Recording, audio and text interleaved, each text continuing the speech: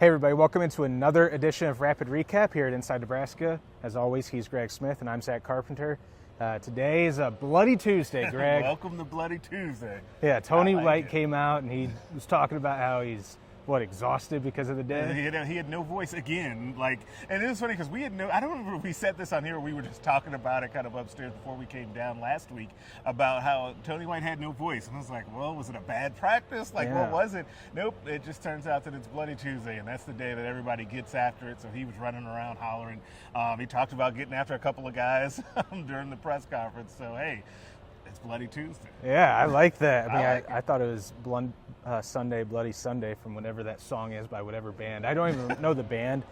I just know that's a song that's out there. But it's funny to hear, Tony White in almost every interview setting he's in, he's just very laid back. Yeah, very chill. Very chill and undertoned. And there's two times now where we've seen something like that with the entertaining type side or the something out of the ordinary where he's not that laid back. The first, if you remember that second fall camp day when we talked with him, and that was, obviously second practice, and he's drenched in sweat. That one, yeah. All animated. Feels like that was the day that we started thinking, okay, maybe this defense could be something. Retroactively, obviously, thinking this defense could be something. And then we flash forward to today where we find out it's Bloody Tuesday, and this defense is playing lights out, other than maybe some missed tackles against Louisiana Tech. Yeah, and it's funny too. And now the more I've thought about that, I'm like, okay, maybe and they should. How do I say this? They're not in a place of program where they should have a letdown. But you could see how you could think, okay, we've got to gear up for this big game against Michigan. We've been playing great defense. It's just going to happen for us. But instead, they had some missed tackles. They had to kind of get back to fundamentals at rallying to the football, which we've seen them do a great job of all year, except for the beginning of that game last week. So they got back to it. But, yeah, it's on to Michigan, to quote Bill Belichick. Yeah, on to Michigan. And last time, so they've played the last four meetings. Nebraska has traveled 3 times to Ann Arbor. Obviously, last year's just disgusting 34-3 loss and just dreary, rainy conditions with starter Casey Thompson out. 2019, it's a 56-10 loss, facing number 19 Michigan, faced number 3 Michigan last year.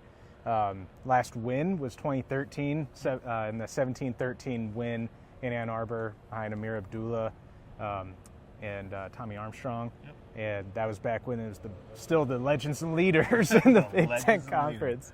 I saw that and I just kind of chuckled. But the last time that Nebraska hosted Michigan here in Memorial Stadium was 2021, which is obviously the devastating 32-29 loss with the Adrian Martinez fumble at the end.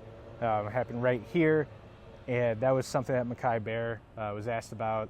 He didn't have a big role that year at all, but he was asked about that. And he said, so there were 4 or 5 quotes of the press conference that kind of stood out. And Bear said one of them, a couple of them, when he said of that game, we almost had him, but almost doesn't count. Yeah, and he's exactly right. And he was redshirted in that game. And he talked about, too, that almost doesn't count, but that he thinks that had that team back his freshman year been a little more physical and had the edge that the team has right now, that they probably could have beaten that Michigan team, which is really interesting that that's kind of the mindset. It's not, and to me, that's noteworthy. It's not, if we had gotten one bounce here, if Adrian's fumble went somewhere. He didn't say that. He said if we were more physical. I think that's a sign of growth and progress. That's something you can control. And something that you can reasonably expect them to be more physical in this game just because it's now a more physical program. But that Michigan game was actually, it's one of the most electric nights it has been in here in a long time. Came up in a loss, so it was all for naught. But that was a great night. Just didn't go well. In the end, it was a great night. You would have a lot better perspective on this than I would, but did it feel so? Michigan was number 9 in the country going into that game. They were 5-0. A win took them to 6-0. Nebraska was 3-3 that year. Had just beaten Northwestern. It went to 3-4 after the loss. Did it feel like, looking back on it now with the way the two programs have now gone, like we were talking about yesterday, Michigan then went on to beat Ohio State that season and back-to-back Big Ten championships, back-to-back CFP berths, and Nebraska went from that close to a huge top 10 upset to 3-4. They wind up finishing 3-9, then 4-8 last year. Scott Frost was fired. Now we're sitting here today with number 2 Michigan coming into town, and Nebraska's in a rebuild. Did it feel like genuinely a turning point? No, because it actually felt like that was what you could have seen from the Scott Frost era, like if they had been able to ever put it all together. Because remember, they were coming off of that huge win against Northwestern the week before that, so there was momentum-ish going into that game, and you're like, oh, okay, they're going punch for punch with this really good Michigan team. I think that was maybe his best game calling an offense. There was a lot of the orbit motion and all that stuff happened in that game, so it didn't feel like a turning point. It felt like, oh, that might be it, and then, And then it just fell apart. Yeah, right. It just fell apart. That was kind of a sidebar because it just popped in my mind as I was talking. I wanted to get your perspective because I thought maybe it might have been sort of the crossing of paths. But either way, I mean, if Nebraska somehow wins this game as a 17, 18-point underdog on Saturday, then that would be certainly a turning point where I think the buy-in is kind of there, kind of not from the fan base. It's sort of just like, I feel like it's in neutral right now. It's not an They're overdrive. waiting for something big, but I don't know if even, and it's weird because I think that this game is big, obviously, and it's important test for Nebraska in some ways, like the physicality, like we were talking about before. But I really think that after this game, we're going to learn a lot about this team and how they either bounce back if they lose or if it gets away from them, or if they do keep it close, or even like you said, spring the upset, how do they handle that? Like, I feel like going forward this is where things really get to begin for this football team under Coach Rule. Yeah, I mean, it's what we all like to call a barometer game where you really find out about yourself, and that's the test. Michigan has the blueprint that Nebraska wants, and we're going to see if they are able to match that blueprint or even overcome what Jim Harbaugh and the Wolverines have established up in Ann Arbor. But possibly, I mean, I think it's going to be a close game into the third quarter before Michigan pulls away. Not just this is a tease again for bowl predictions on Thursday. But probably expect a ground and pound physical game that's based on fundamentals and filling gaps, getting the correct blocking assignments. I mean, this is going to be classic. It should be, I think, classic Big Ten football. And as Omar Brown said, another quote of the press conference, he said that Coach Rule has been preparing us, emphasizing that it's going to be a boxing fight right here in the ring. Yeah, and I think that you have to embrace that. And that's another thing that I really like that was said today. And I think that it speaks again to having the right mindset, and that plus the Bloody Tuesday thing. I think it just shows how it is that Matt Rule and this coaching staff are preparing this program, not just this particular team for this game, but the overall program and the mindset that they have to win a lot more in the Big Ten. Like, all of this stuff sounds like things that you would hear at other successful Big Ten programs, and I think that's a really good thing. You know, something that I'm workshopping a take in my head for if this game goes how I think it'll probably go, and it's almost like not to belittle anything or Nebraska or anything. I'm just trying to come up with a decent comparison or metaphor. It's like the older brother who beats the little brother in one-on-one basketball in the driveway or over at the park, and then eventually, so you see what it takes, and eventually one day you grow up, lay more foundations, keep improving, and one day the little brother beats big brother, or the son beats the dad in that one-on-one game. Or if you've seen in NFL games, Stephon Diggs, after they lost to the Chiefs in the AFC title game in 2021, I think it was, he's in the stadium, he's watching the celebration of the Chiefs going to the Super Bowl, and it's sort of like that, all right, I know what it takes, we're witnessing it up close and personal, that's what it's going to take to get to that level. I feel like that's what we might be saying coming out of Saturday when Nebraska takes on the program that they want to ultimately become. Yeah, especially, and I think that's especially a good point for when you go look at Michigan's lines of scrimmage on Saturday, and I think that's where you're going to see the difference, but also where you're going to see where Matt Rule wants to take this thing. And I would say the running backs as well. And while there are good running backs at Nebraska, and I think that Anthony Grant is very good. He's not Blake Corum or Donovan Edwards, and so I think that seeing that as well up close is something that will say again to Husker fans that, okay, But I think Nebraska fans should have confidence that Matt Rhule is going to get them closer to that. And when you're talking about that buy-in, I still think just personally that my level of confidence in Matt Rhule is high. I think there are a good portion of the fan base feels the same way, but I think that you'll see that barometer, like you said, come Saturday. And we'll see a barometer against a really, really strong defense in Michigan. Haven't been really tested yet. I mean, Rutgers is the best team they played, and in my opinion, Nebraska is going to wind up being the best team that Michigan has faced in the first 5 games, top to bottom. And I guess that's arguable, but I think it's pretty. Their first game on the road. Yeah, yep.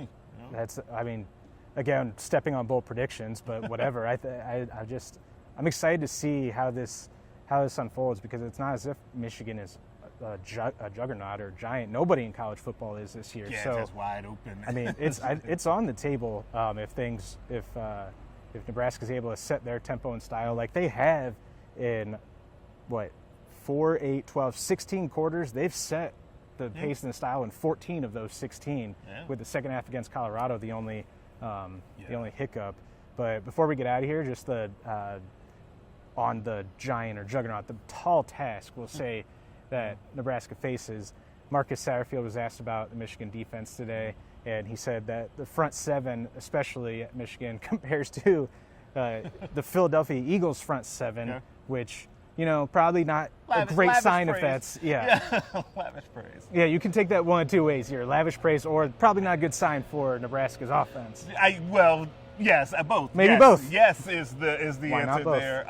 That's going to be the offensive line versus Michigan's defensive line. As always, I feel like we say this every week, is really a huge key. Like, can Nebraska's offensive line get their kind of mojo going earlier in the game, right? Mm-hmm. Like, that's something that we've seen them struggle early on, and then you look up and, there's 300 yards rushing. Yep. Oh, by the way, they're leading the Big Ten in rushing yards per game. Like, it's very strange. It does not feel that way. How, like, if you come out of that game on Saturday thinking, it feels like a top rushing team in the conference, some good things have happened. But that's going to be a tall task against the Philadelphia Eagles defense.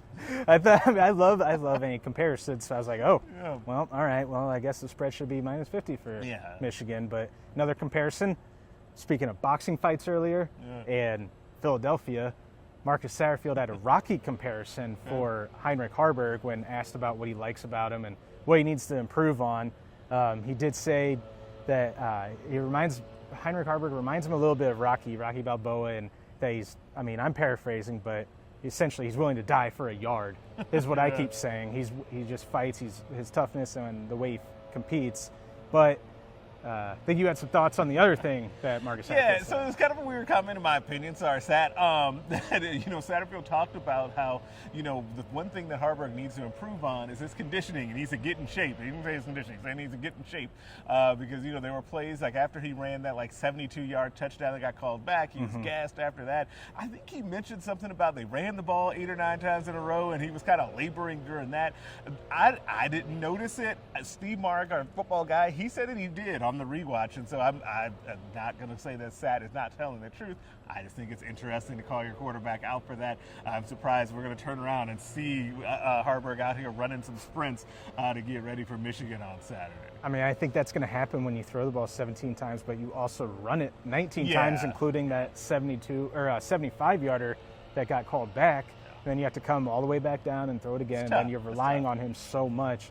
It's like, I don't know if that's necessarily a surprise or a shock that your quarterback might be a little winded, but Haarberg did after the game. It was a funny press conference moment. That guy does not smile in public settings. He's like white, but I think even more serious and locked in is a good way to say it. But he got the first flash of a smile when he was talking about that 75-yard touchdown run. He said he talked to his mom right after, and she was like, she was worried because she knows I was just a 100 and 200 meter sprinter in high school, and I had to pretty much run 100 yards down and come back and do the play all over again. But prediction right now, how many carries? Over under 20 and a half carries for Heinrich Haarberg on Saturday. Under. I'm going to go under. Okay. All right. You know what, that might be my bold prediction. You're welcome. We stumbled into that because I feel like people watching this are like, of course it's over. So we'll see. Right. I honestly, I don't have a good way to end this podcast because there's so much to talk about. So I'm like, you know what? I'm just going to spring an over-under on you. Okay. And speaking of over-unders, it's 46.5, I think is the number right now for this game. Nebraska opened as a 17-point underdog, double-digit underdog for the first time this year. But you know what?